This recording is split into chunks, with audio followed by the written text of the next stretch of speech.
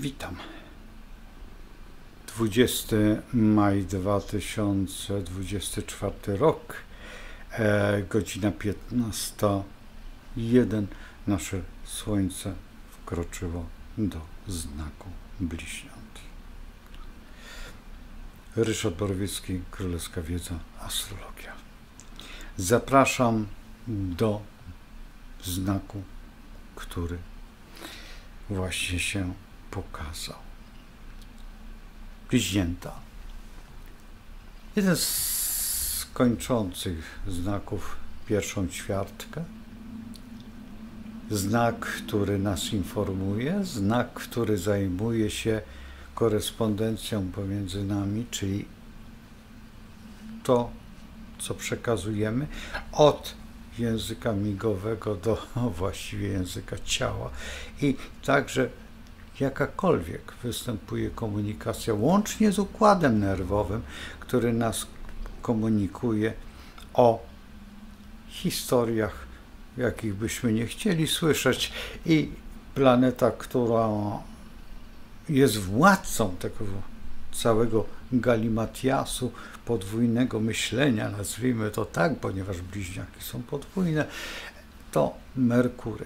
Merkury jest planetą troszeczkę nieznośną, ponieważ czasami retrograduje i daje nam zupełnie inne odczyty, niż byśmy chcieli, ale to też dobrze, dlatego że ubarwia nam życie i robi światopogląd bardziej interesujący. I ten czas, który teraz jest, jeszcze należy do byka, dopóki nie rozpocznie się nów,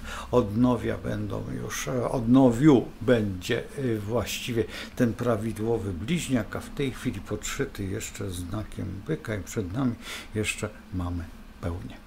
Ta pełnia też, i to wszystko jest bardzo interesujące, oprócz tego jeszcze Jowicz wkracza lada moment do znaku bliźniąt i będzie bardzo długo.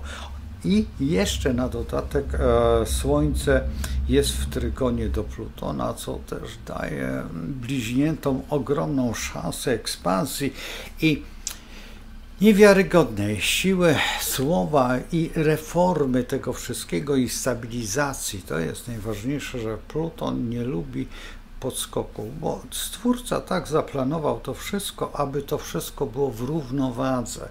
Bliźnięta mają coś z tego, ale poprzez kłótnie, poprzez burzę mózgów, poprzez inną świadomość, podświadomość, nadświadomość. Możemy wymieniać świadomość we wszystkich przypadkach, bo wszystko to jest uzależnione od naszych synaps, które w zależności jak są od siebie oddalone raczej, i wtedy ten impuls trafia zupełnie w inne punkty i zupełnie w inne przestrzenie i wtedy odkrywamy na nowo filozofię, psychologię, medycynę, każdą dziedzinę.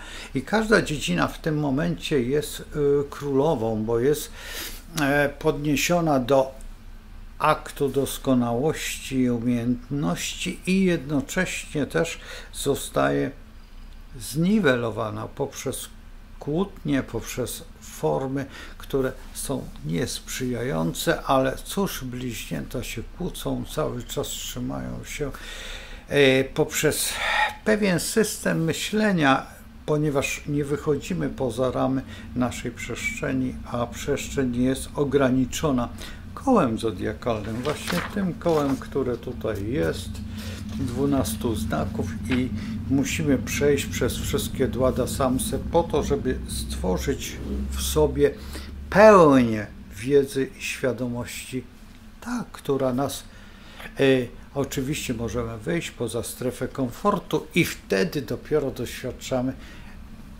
wszelkich dobroci, nazwijmy to cudami, czy też jasnowictwem chwili, czy mądrości, które są obdarzone nasze bliźnięta, bo czasami wyskakują jak eureka z wanny i krzyczą wreszcie i nareszcie. Ciało zanurzone w wodzie.